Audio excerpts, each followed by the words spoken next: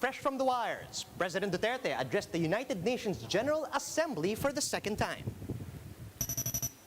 Manila Mayor Isko Moreno will be running for president in next year's polls. The official announcement is scheduled this morning in Tondo. Over 3,000 households are now under granular lockdown in Metro Manila. The Justice Department is set to issue an immigration lookout bulletin order against the boyfriend of artist Bree Johnson. The Games and Amusement Board summoned San Miguel player Daniel de Guzman due to alleged game fixing. And let's take a look at these commemorative stamps, Filipino Olympic medalists.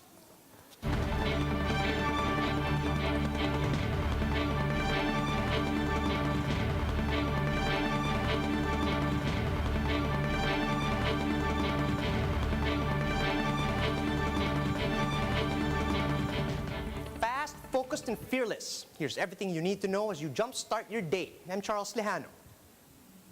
President Duterte called on world leaders to ensure vaccine equity and to address the, quote, man-made drought of vaccines ravaging poor countries. Duterte addressed high-level general debate of the 76th session of the United Nations General Assembly through a pre-recorded video statement. In his speech, Duterte said it's the height of inequality for rich nations to be distributing booster shots, and developing countries are considering half doses just to get by. He also urged leaders to support the COVAX facility and to strengthen cooperation on ending the pandemic. Duterte said the pandemic might be hard for everyone, but the poor are hit the hardest. So leaders must ensure inclusivity in securing the common future of nations.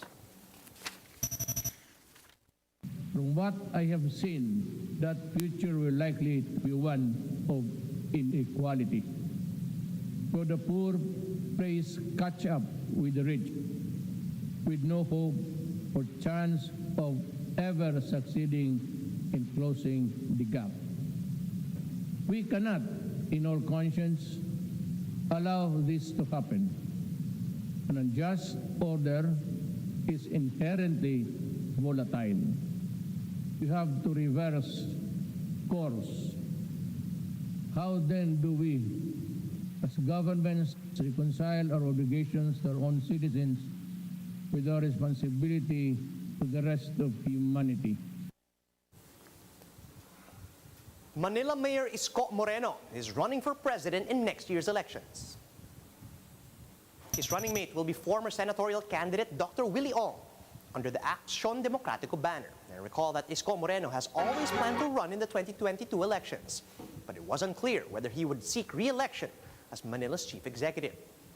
During the coronavirus pandemic, the mayor's name made waves as LGUs became chief implementers of vaccination drives, lockdowns, testing, and contact tracing efforts. And it was at this time that he started criticizing the administration that he has supported since 2016. Moreno is expected to officially declare his bid later today at the Paseco compound in Tondo, Manila. But he said that after this, the city government will continue with their job to help the residents. Meanwhile, in an interview with the chiefs, former Senator Sergio Osmeña III said he will support Isko Moreno. And Osmeña said Moreno has the same personality as President Duterte's, but Moreno is truly self-made. I will not be running anymore. I'm too old for that, but I will be helping somebody, and I think that somebody will probably be Isko Moreno. Isko's got a personality that is like, it's very similar to Digong Duterte, but he is really from the poor. He's not a rich poor man like Digong. Digong came from a middle class and upper middle class family in Davao. Although he pretends to be poor, he's not poor. Isko was really poor, but Isko made himself. He's going to be a pretty good, candidate. More than 3,000 families are affected by granular lockdowns imposed in various areas across NCR. But MMDA insists that this method is effective as cases are now on a downward trend. Jenny Don with the story. Ate Marie, may papabili po ba kayo? Wala po. Sige po. Michelle has taken it upon herself to monitor her neighbors living in this small stretch of Barangay Tangdangsora. They are under granular lockdown after exposure to a COVID-positive patient. Though she's relieved that she is not in quarantine, Michelle knows she has to help. Pag may message sila, sasabihin po nila, "Te, baka pwedeng pabili naman ng ganito." So, hindi ko muna po kinukuha yung pera nila. Inaano ko naman po dito kasi kung meron naman po akong kaibigan doon, papasabi ko po sa bantay na pwedeng pabili na lang ng ganito, pakiabonohan na lang. Pag kinukuha ko po yung pera nila nakalagay sa plastic, ina-alcohol din po namin yun. Saka namin binabato po dito sa mga nakabantay po. Barangay Chairman Marlo Ulanday said this method is more efficient and practical. Mas maganda kasi pinaliit natin yung area, no? At mas mamomonitor sila ng maayos. According to the MMDA, more than 3,000 households have been affected by granular lockdowns in NCR, but assures that no barangay has been shut off. As for aid, 50% will come from the local government. The other half will be shouldered by the DSWD. In NCR, 1,000 food packs have been distributed in the cities of Caloocan, Las Piñas, Parañaque, Pateros, Mandaluyong, Manila, Marikina, Taguig, and Valenzuela. The first 7 days will be the ayuda coming from the local government units, and then 8 to 14 days it will be the national government through the DSWD, and kung mag-extend pa po yung lockdown, so we will still be augmenting po yung food packs. For MMDA Chairman Benher Abalos, the scheme is effective.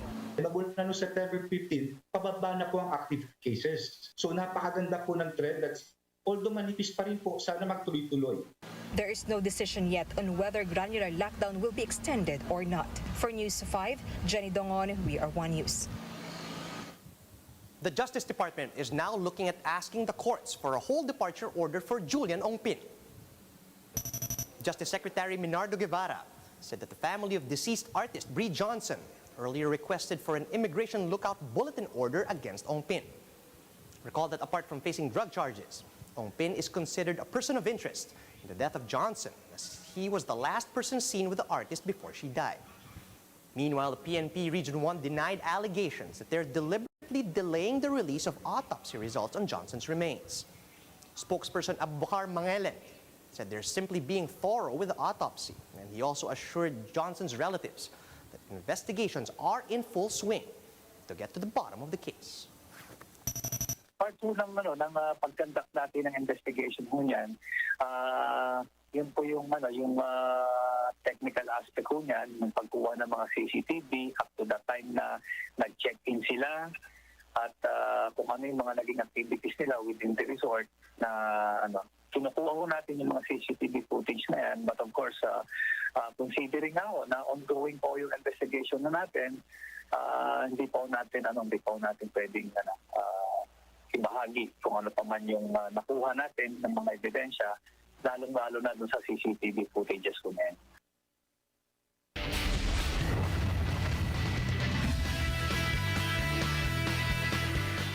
The Games and Amusement Board has summoned controversial basketball player Daniel de Guzman for his purported involvement in alleged game fixing. Recall that over a week ago, the basketball player's name was dragged in social media for allegedly giving a wrong tip that led to people losing their bets for San Miguel's matchup against Barangay Ginebra last September 10. Games and Amusement Board Chairman Baha Mitra said that they are already investigating this matter. And he has also sent de Guzman a letter inviting him to talk to the board regarding the controversy. We have already sent him a letter invitation to meet with the Games and Amusements Board. We have our legal division joining us and General Kibuyen of the Anti-Illegal Gambling Unit. We want to make sure that the integrity in sports is intact. We understand that he has already denied it publicly, but we still want to talk to him and we want to look into it. Meanwhile, PBA Commissioner Willie Marshall confirmed that the league is conducting a separate investigation and is in close coordination with the board on this issue. Pinag-usapan nga namin yan sa game fixing kasi mandato nila yan mandate nila yan. So sabi ko, binigay ko yung mga ibang information, yung mga nakalap din natin, sila na. Tapos closely coordinating kami ni Chairman Mitra regarding that issue. From Olympic heroes to icons, gold medalist Heidelin Diaz and the rest of Team Pilipinas are now featured on special edition commemorative stamps. Gretchen Ho with the details. Winning moments captured for posterity. The country's Olympic medalists in Tokyo are immortalized in these commemorative stamps by the Philippine Post Office. The special edition stamps feature Olympic gold medalist Heidelin Diaz, silver medalist Nesty Petesio and Carlo Paalam, and bronze medalist Yumir Marshal. Being the country's first ever Olympic gold medalist, Heidelin's commemorative set featured her winning moments during the historic games. It will serve as inspiration sa lahat ng mga Pilipino, lalong-lalong na ngayong pandemya.